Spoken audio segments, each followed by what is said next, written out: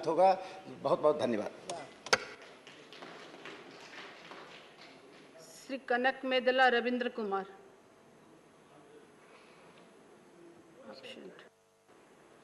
Doctor Sudhanshu Trivedi. माननीय उपसभापति महोदया, आज ये एक ऐतिहासिक बिल मोदी जी की सरकार के द्वारा लाया गया है। चूंकि लोकतंत्र की संपूर्ण व्यवस्था न्याय की निष्पक्षता और न्याय की सुगमता पर टिकी रहती है। आज जब किसी भी व्यक्ति को अंततः कोई परिणाम चाहता होता है तो बड़ा फेमस सेंटेंस है जो कहा जाता है, I will see you in court, but fact of the matter is nobody wants to go to court. तो बीच का रास्ता क्या है? If you don't want to go to litigation, the answer is mediation. और आज इसकी सबसे ज्यादा जरूरत अगर होती है तो उस गरीब व्यक्ति को होती है जिसके लिए समस्या यह होती है कि गांवों में कहा जाता है कि कई बार मुकदमा लड़ते लड़ते जमीन जायदाद भी बिक जाती है। न्यायिक व्यवस्था के द्वारा निर्णय आते हैं, निश्चित रूप से न्यायिक व्यवस्था के द्वारा दूध का दूध पानी का पानी हो जाता है, परंतु इसमें एक समस्या यह होती है, किसी के हिस्से में दूध आता है, किसी के हिस्से में पानी आता है, फिर उसके मन का पानी जोर मारता है और वो बड़े कोर्ट में जाता है, फिर और बड़े कोर्ट में जाता है। तो समस्याएं टेक्निकल भी चलती रहती हैं, समाधान भी बहुत मुश्किल से मिलता है और सबसे ज्यादा इसकी समस्या गरीब व्यक्ति को मिलती है। तो मैं कह सकता हूं कि मोदी जी की सरकार ने जैसे हर गरीब के हाथ तक विकास की रोशनी पहुंचाई है, हर गरीब के हाथ तक शिक्षा की रोशनी पहुंचाई है, तो यह बिल एक ऐसी भूमिका बना रहा है जहां न्याय व्यवस्था की सुगमता भी हर गरीब को सहजता के साथ उपलब्ध हो सकती है। जिसे हम कहते थे ना, उगा सूर्य कैसा कहो मुक्ति का ये उजाला करोड़ों घरों तक ना पहुंचा, तो करोड़ों लोगों तक यह समाधान पहुंचेगा। दूसरी इसकी व्यवस्था अगर हम एक बड़े स्तर पर देखें, आज भारत विश्व की एक वैश्विक अर्थव्यवस्था बन गया है। जिस समय बड़े बड़े फाइनेंशियल डिस्प्यूट्स होते हैं, अगर वो डिस्प्यूट कोर्ट में ही जाएंगे तो उनके समाधान में कई बार टाइम, प्रोसीजर, सारी चीजें बहुत लग जाती हैं। इसलिए यदि यह इस बिल में जो व्यवस्था की गई है कि प्री लिटिगेशन मीडिएशन की जो व्यवस्था की गई है, मुझे लगता है कि एक मौका देता है कंपनियों को कि वो अपनी कॉस्ट बेनिफिट एनालिसिस भी कर सकें कि अगर वो लंबे लिटिगेशन में जाएंगे तो उनके ऊपर क्या प्रभाव पड़ेगा। और इसका एक प्रमाण यह है कि 2015 का जो कमर्शियल कोर्ट एक्ट था, जिसमें 2018 में मीडिएशन को एक प्रकार से इनिशिएट किया गया या काफी आवश्यक किया गया, उसके बाद ईज ऑफ डूइंग बिजनेस में भारत ने लंबी छलांग मारी। तो मैं कह सकता हूं कि इसके द्वारा जो बिजनेस डिस्प्यूट्स हैं उनको भी संभालने में एक बड़ी हमें बहुत सहायता मिलेगी। इसके अतिरिक्त एक और विषय जिसका डॉक्टर अमर पटनायक जी ने भी उल्लेख किया था, आज ग्लोबलाइजेशन का दौर है। कई ऐसी कंपनियां हो सकती हैं कि जिनके ऊपर कोई दूसरे देश के कानून के साथ भी उनका संबंध हो, और उसमें जब आप लिटिगेशन में जाते हैं या कानूनी प्रक्रिया में जाते हैं तो उसमें अगर दूसरे देश के कानूनों का थोड़ा भी प्रभाव आ गया तो वो बहुत पेचीदा हो सकती है व्यवस्था। तो मुझे लगता है कि इस ढंग की व्यवस्थाओं के लिए तो ये मीडिएशन का लॉ एक वरदान की तरह आएगा कि ऐसी स्थिति में दोनों ही जो प्रतिस्पर्धी या प्रतिद्वंदी ग्रुप हैं वो अपने लाभ हानि को देखकर यह तय कर सकते हैं कि इसमें बीच में से समाधान कैसे निकलेगा, जिसके लिए इस बिल में व्यवस्था है कि मीडिएशन काउंसिल के लोग उसको तय करेंगे अगर फॉरेन कंपनी के साथ किसी प्रकार का मीडिएशन होगा, और उसके साथ साथ यह भी तय होगा कि उस मीडिएशन की प्रक्रिया के लिए प्रोफेशनल मीडिएटर्स भी आगे बनेंगे, जो आगे जाते जाते धीरे धीरे ऐसी स्थिति भी आएगी कि आने वाले समय में हमारे पास एक सुविचारित, सुव्यवस्थित एक मैकेनिज्म बन जाएगा जिसमें कि हर प्रकार के डिस्प्यूट को सॉल्व करने के लिए मीडिएटर्स होंगे। और इसलिए मैं कह सकता हूं कि इन्होंने इस प्रोसेस का, सरकार ने सिंप्लीफिकेशन भी किया है, स्टैंडर्डाइजेशन भी किया है और मॉडर्नाइजेशन भी किया है।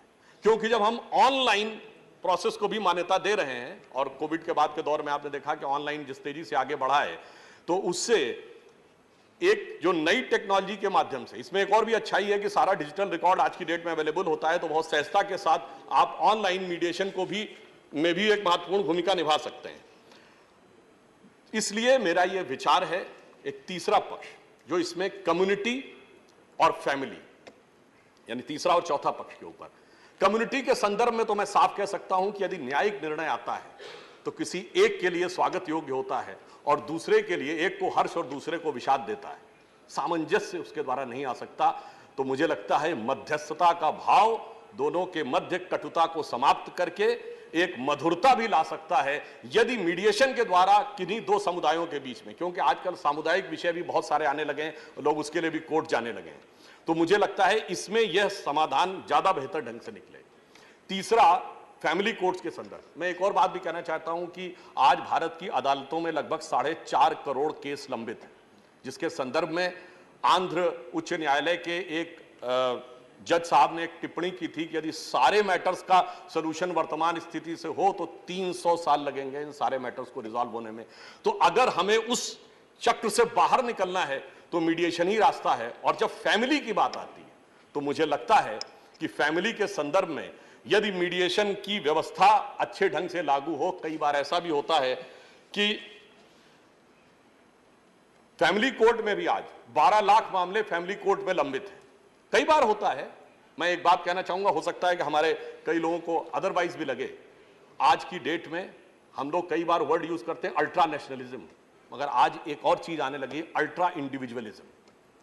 व्यक्ति की स्वतंत्रता, स्वाभिमान अपनी जगह है, परंतु आज ऐसी परिस्थिति बनने लगी है कि फैमिलीज में भाई भाई, माता पिता, पति पत्नी के बीच में इतने प्रकार के विवाद होने लगे हैं कि अगर वो आगे बढ़े तो इसका देश पर क्या प्रभाव पड़ेगा। मैं एक डाटा आपके सामने रखना चाहता हूं। आज अमेरिका में 50 साल पहले पर पर्सन पर फैमिली 3.2 था, आज 2.5% पर फैमिली।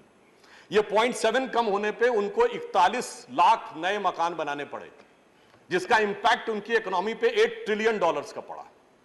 भारत में 50 साल पहले ये 5.3 था, आज 4.9 है। कोई बहुत ज्यादा बदलाव नहीं आया है, परंतु यदि ये 1 पॉइंट से कम हो जाए, यानी 4.9 से 3.9 आ जाए, हमें 6 करोड़ नए मकान चाहिए हों।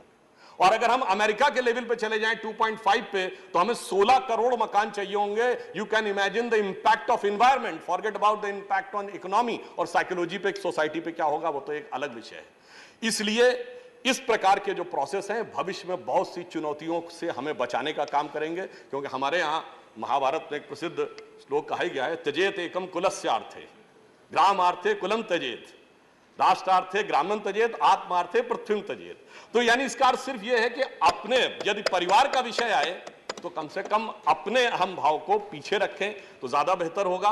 और मैं अधिक समय न लेते हुए कहना चाहूंगा कि हमारे प्रतिपक्षी भी आज यहां पे नहीं है, परंतु मुझे विश्वास है कि वो मीडिएशन के साथ होंगे, क्योंकि जो अभी तक एक दूसरे के खिलाफ कन्फ्रंटेशन करके लड़े पड़े थे, अब एक दूसरे से मीडिएशन करने के लिए गिरे पड़े हैं। तो मुझे लगता है कि वो जरूर इस मीडिएशन के साथ होंगे। परंतु मैं इस मीडिएशन बिल का समर्थन करते हुए एक मामले में मीडिएशन का विरोध भी करता हूं। वो विरोध ये है कि जब कोई ये कहता है विदेश की धरती पर जाकर कि भारत के लोकतंत्र में मीडिएशन होना चाहिए, वहां से मध्यस्थता होनी चाहिए, तो उस मध्यस्थता के हम पूरी तरीके से विरुद्ध भी हैं। तो मैं सिर्फ ये कहना चाहूंगा कि इसके द्वारा मोदी जी ने जो मैंने पहली पंक्ति कही थी, उसी की दूसरी पंक्ति कह के बात समाप्त करता हूं कि उगा सूर्य कैसा कहो मुक्ति का, ये उजाला करोड़ों घरों तक न पहुंचा, खुला पिंजरा है मगर रक्त अब भी थके पंछियों के परों तक न पहुंचा, हम कहते थे। और प्रजातंत्र की धार उतरी गगन से मगर नीर जन सागरों तक न पहुंचा। तो मैं कह सकता हूं आज जन जन के सागर तक वह नीर पहुंचाने का काम न्यायिक व्यवस्था में इसके द्वारा हो रहा है। धन्यवाद। धन्यवाद डॉक्टर सुधांशु त्रिवेदी जी। ऑनरेबल श्री जी के वासन, ऑनरेबल जी के वासन, यू आर द